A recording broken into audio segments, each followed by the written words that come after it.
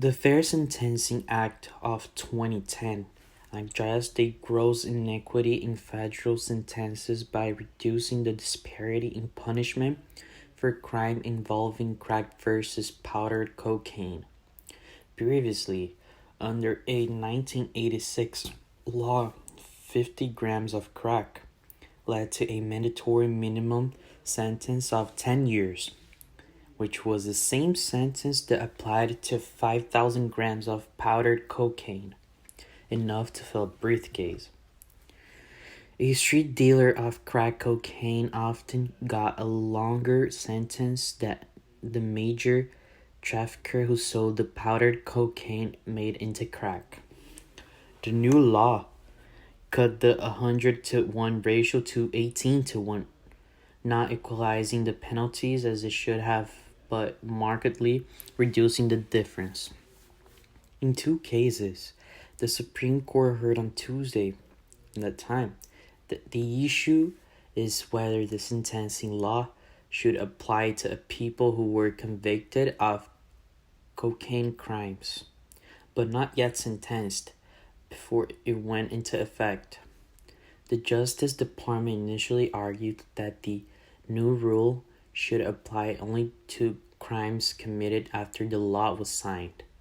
To its credit, it changed its stance in July of 2011, saying that since the goal of the law was to rectify a discredited policy, the rule should apply to all defendants sentenced after the law's passage. This is clearly the right way to read the law, given the legislative history and the text, including the emergency authority for the United States Sentencing Commission to quickly put out guidelines.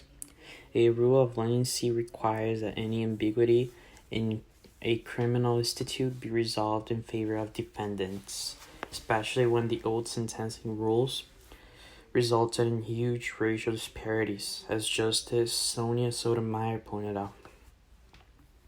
The majority of crack users are white and Hispanic, but as the Sentencing Commission reported, in 2010, blacks made up more than three-fourths of those sentenced under federal crack cocaine laws. Most were low-level offenders. The high number of black defendants and the disparity in treatment of crack versus powdered cocaine led federal sentences for blacks to jump to almost 50% higher than for whites in 1990. Congress, the Obama administration, and many federal judges agreed that there is a need to correct a grossly unfair and unjustifiable sentencing scheme. The justices should allow the 2010 law to apply to all defendants sentenced after its enactment. The Fair Sentencing Act amends existing laws by increasing the amounts of crack that trigger those penalties from 5 grams to 28 grams for 5-year minimum sentences, and from 50 grams to 80 grams for 10-year minimum sentences.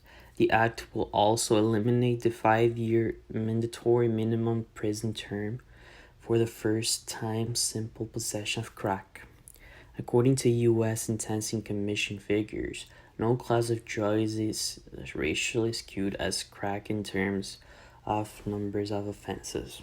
According to the Commission, 79% of 5,000 sentenced crack offenders in 2009 were black, versus 10% who were white and 10% who were Hispanic. The figures of 46,020 powder cocaine cases are far less skewed.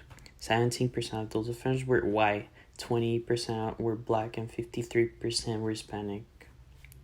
Speaking on the House floor last, acknowledged that the potential racial effects of the old sentencing structure.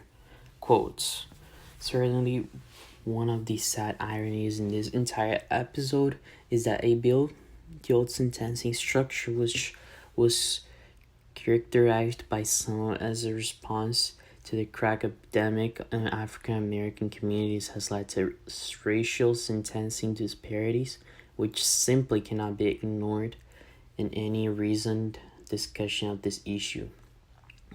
This is basically the law instituted by Obama on the Fair Sentencing Act.